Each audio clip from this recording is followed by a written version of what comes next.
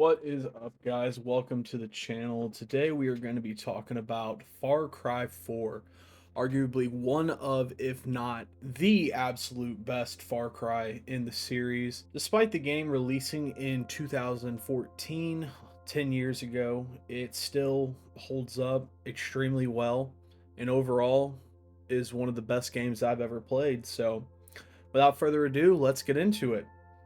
So you start the game off arriving on a bus as a player by the name of AJ Gale. So AJ is returning to the country of Kirat to return his mother's ashes. It was her dying wish.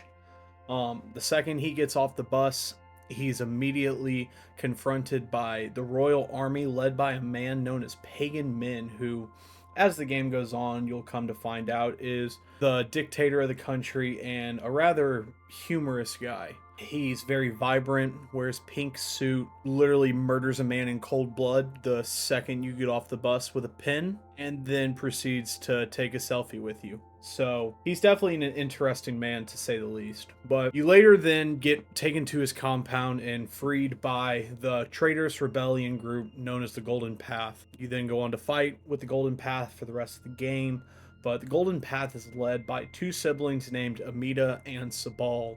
Amita wants change in Kirat. Kirat's a huge drug trafficked country with opioids.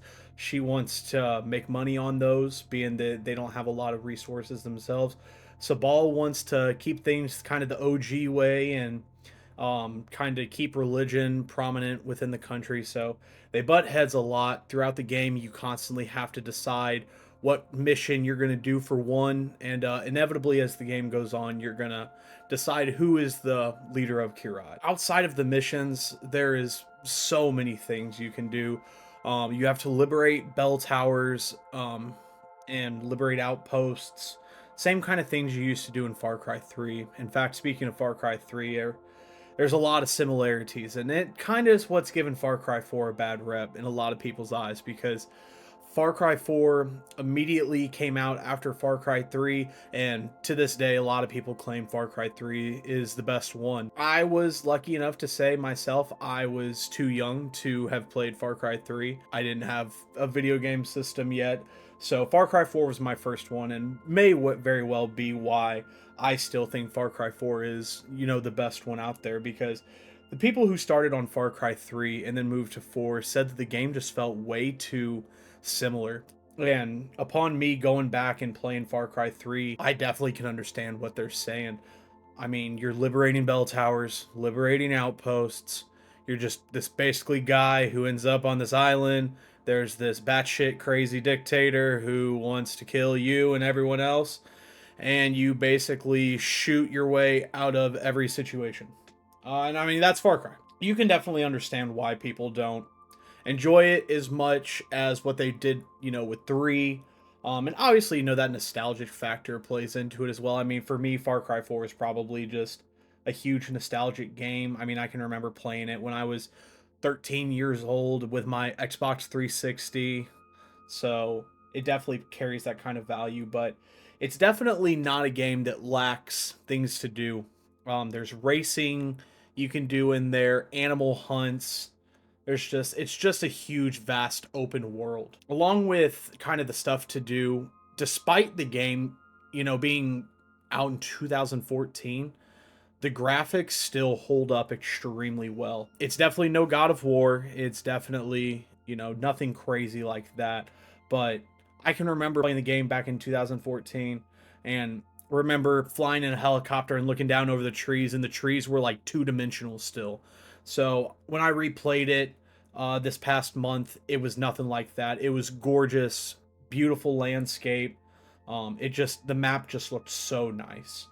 Now, probably my favorite part about Far Cry 4, and this is kind of a recurring thing in all Far Cries, but is just how the gameplay is structured. When it comes to Ubisoft games, the thing I always think of is Assassin's Creed. And with Assassin's Creed is stealth. And Far Cry does an amazing job, in my opinion, of stealth. Sometimes it's a little ridiculous. I'm not going to lie to you. You can put a suppressor on a gun and clear out an entire village of people, and they'll pretend like they have no idea they're getting shot at. So it's a little bit far-fetched, but at the same time it's fun, it's exciting. There's, you know, on the outposts there's alarms that you have to disable. There's different kinds of enemies which require different weapons to take down. You know, you got bows, throwing knives, suppressed weapons if you're a stealth person, or there's shotguns, light machine guns, grenades, you know, you name it, if you want to go in loud and proud. So the gameplay is super diverse and just allows you really as a player to kind of tackle it at your own will. That being said, there's also a very large crafting system, which has been a very common thing within all the Far Cry games. But the best part about this crafting system, in my opinion, is it was a massive step up from Far Cry 3.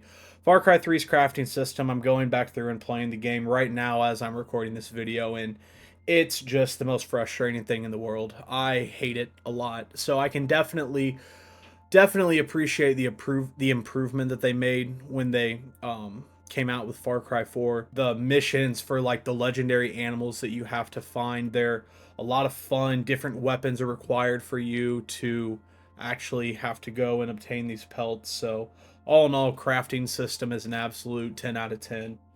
Now, in my opinion, the biggest step up from Far Cry 3 is how they changed the movement.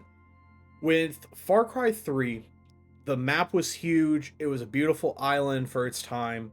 Um, the thing that I constantly find myself struggling with in Far Cry 3 is how boring the movement is. There's not a lot to it. Far Cry 4 proceeded to improve that with when they came out and decided that they were going to add a wingsuit and a parachute and the ability to like glide, and it just improved the movement so much. I mean, it was absolutely the best improvement between 3 to 4 in my opinion. The vehicles are a lot of fun. There's a lot of similar vehicles between 3 and 4, but the vehicles are a lot of fun. Some vehicles have, you know, mounted guns on the back.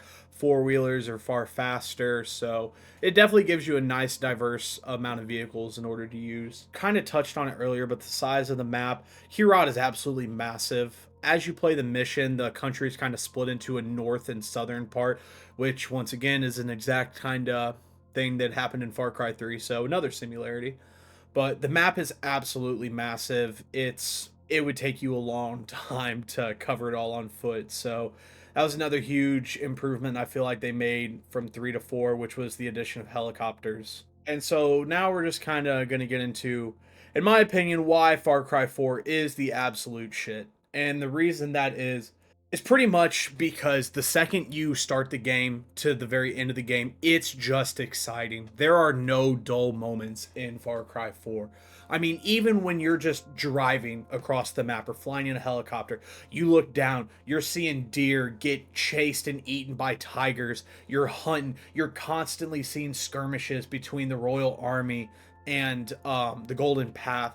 I mean, the map is just so alive all the time. There is truly no down moments. And I think that to me is the best part of this game, because I don't know about you all, but I know in some of my experience with video games, it feels like the story only happens during the missions, and outside of it, it's just non-existent.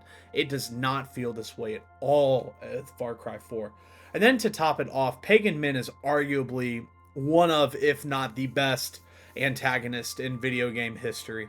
I would put him right up there next to Jack from the Borderlands series. I mean, he's hilarious at times. He does the craziest things at times, keeps you on your toes.